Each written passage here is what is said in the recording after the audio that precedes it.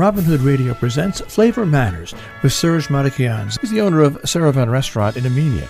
If you can't find him in the kitchen or gardens, then follow him either on Facebook or Twitter at Yerevan NY. Thank you, everyone, for joining us. This is Serge from Flavor Matters and Yerevan Restaurant, and I'm continuing my conversation with Garen Melikian, who is in Armenia, Yerevan, Armenia. Hi, Garen. Hi, Serge. Hi. Good to be with you. Thank you for sticking around. You and I spoke, and the big elephant in the room right now for Armenia is the situation with the war and its neighbors, Azerbaijan and Turkey. I don't want to get into the conversation of politics at all, but what I know from not only my conversations with you, but others, is that I don't think there is an individual in Armenia who has not been influenced by the recent war, whether prisoners of war, whether casualties or injured, or volunteers that went to war to protect their homeland and protect Nagorno-Karabakh, or Artsakh, as we Armenians call it. Could you tell us about your experience, your personal experience, briefly, if you were impacted and how you were impacted and how that changed your perspective or your daily life? Yeah. Well, it certainly, it was kind of in the air that war was looming. It was a question of the when, and obviously when it started in September 27th of last year, at the same time, it's just like that. A car is coming at you at a very high speed, and that it's going to, if you don't get out of the way or what have you. And the whole thing, once the reality hits you, it's still shocking, even though you knew that it was heading your way. So it was that kind of a feeling, I think, for me, and I think for a lot of other people too. I wouldn't say entire population, but a lot of people. And that must have been a very nerve-wracking period, just anxiety. Yes, and very, very much so. Especially with the child, especially with the family, it's just yes, and we didn't. Yeah, and we didn't know the scope of it, whether it would just be limited to Nagorno-Karabakh, or is this going to spill over to Armenia proper? Exactly. And the level of anxiety that must have generated. Absolutely, and it did, of course, and then not just us, but also I could see it, and it was kind of in the air. Though again, we knew that the possibility of that is kind of relatively slim, but there was that chance, because one did not know, whether other countries are going to get involved in what form and so forth, whether, it would spill over to the region. It certainly was and is, because the war, though there is a ceasefire, again, it is kind of there is this understanding that it's not over yet. Yes, because I hear that here as well. How was your family impacted? Could you briefly tell us about your brother? Yeah, sure. Well, my brother-in-law, he volunteered. He volunteered. That's right. He volunteered to go to the front, as there were a lot of people, younger, generation, but by younger, I mean, people went there even in their 70s, although they were not sure what they could do, but they went. There were people who, wanted to get involved in the logistics, taking things over there, food and, clothing and what have you for the soldiers and also families who were affected and had to leave, just their homes, with their slippers on. And what Garen is speaking, sorry, Garen, to interrupt, what Garen is speaking, no. The capital of Nagorno-Karabakh, Artsakh, Stepanakert, many of the families had to leave, especially the women and children. So there were a lot of refugees that went into Yerevan, Goris, and other parts of Armenia for safety, while the men stayed behind to protect the homeland. That's right. Your brother is one of the volunteers. Yes, so a lot of volunteers who went there. Unfortunately, though, I guess time will say more about how and why, things unraveled the way it did. But it was highly unorganized. The level of lack of organization as far as the volunteers and the volunteer units who joined the army, the Artsakh army, the Karabakh army that they were defending. It was very haphazard. And so this particular...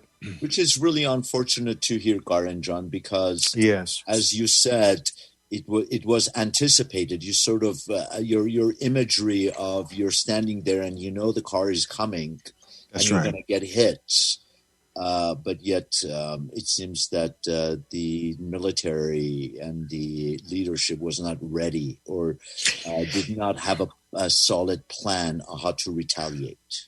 Yes, there was that, and also without getting into the detail of what's going on and so forth, but as is the case in many wars of the past, and our own war, Vietnam, and other types of wars that the U.S. has been involved in, or other countries have been involved in, where the political leadership has other ideas, or and then the military has its own, and then there are regional issues, and so Armenia, being such a tiny little country, that it cannot influence regional powers and regional issues.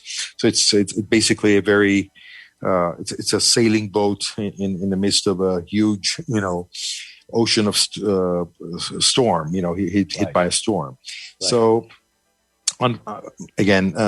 there were a lot of issues that still need to come to the surface, and we will have a more clear idea of what exactly went on, whether it was this done deliberately, or was this something that was foregone, in which case, why then 5,000 plus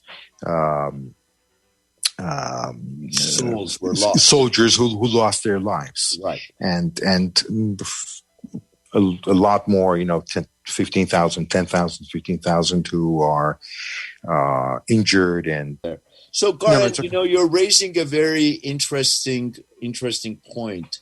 I know that we Armenians, we lost the war, and there was a lot of territory that we lost. And for me, having been to Shushi and seeing it now not as part of Artsakh, in and in itself is very painful. What I would like you to, if you could elaborate, again, from your perspective in Yerevan, not the political anger, and I'm not interested in the political conflict that it has raised in the leadership of Armenia, but I'm more interested in the Armenians of Armenia. All the Armenians, the Armenian Iranians, the Lebanese Armenians, the Syrian Armenians, all of the Armenians, even the Yazidis that live in Armenia.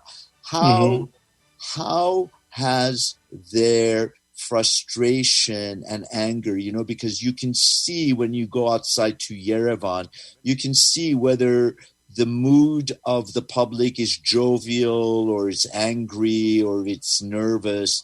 And I have detected all of those in Armenia.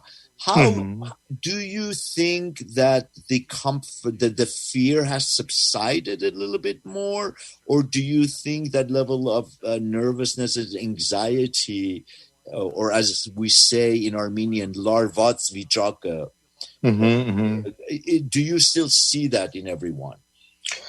Absolutely, because again, everybody kind of realizes that it's not over.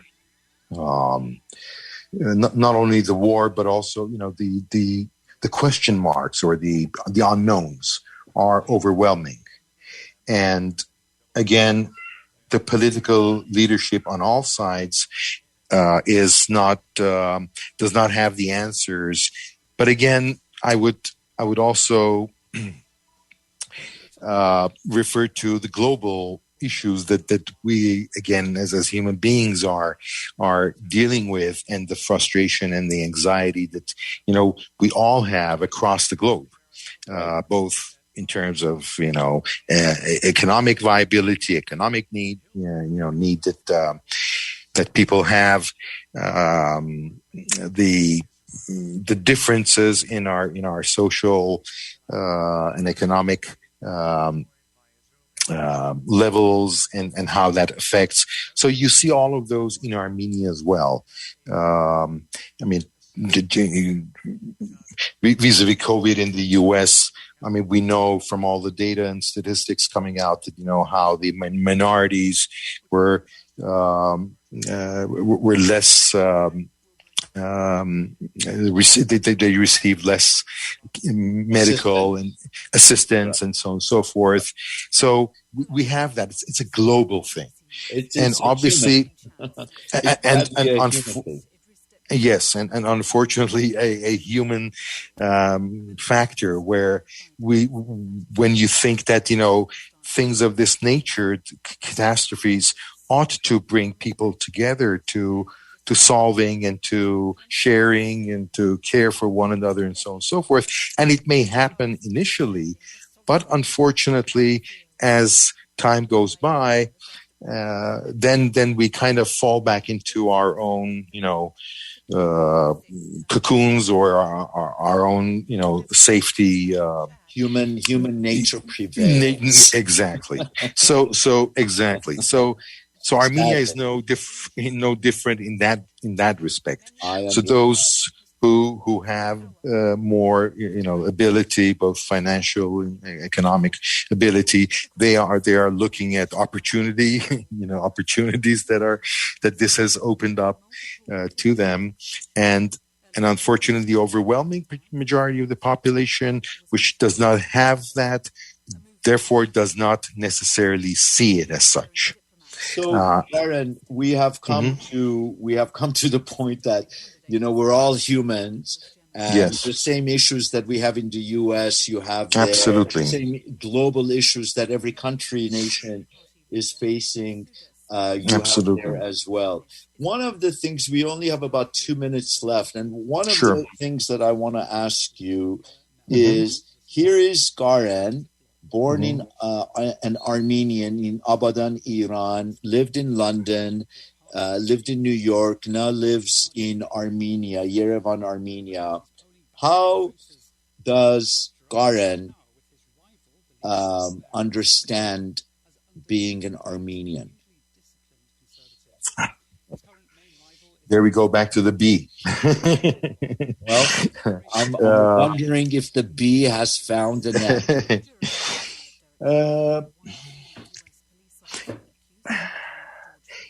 To some extent, yes, and but even in that respect, a lot more questions have sprouted, but I would say generally yes.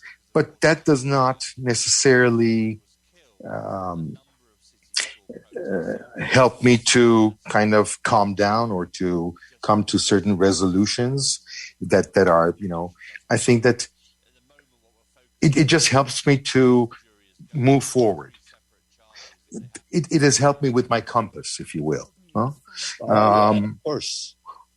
But is my compass working digitally? Do I have? Am I equipped with GPS and GIS? No. Actually, my son is doing his master's in GIS and related. He's basically doing geography, but also so we talk a lot about these issues. And he sent me a very interesting article where a geographer was basically going back and saying, in fact, how much we have lost. Technology has helped us to get very specific information, but we have lost in the process our sense of our surrounding. Mm-hmm. Because we may not look at the sky or farther out to know whether it's going to rain 10 minutes or 15 minutes or an hour later, but we will go to our iPhones and our Samsungs or whatever, and we will check the weather. We will not even look up.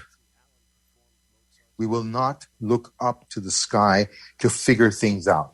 Whereas people before us in 100 years ago, 50 years ago, 20 years ago, they still did that. They still had a sense of GIS was within them. And now we are, I go back to my very good friend Kafka a lot.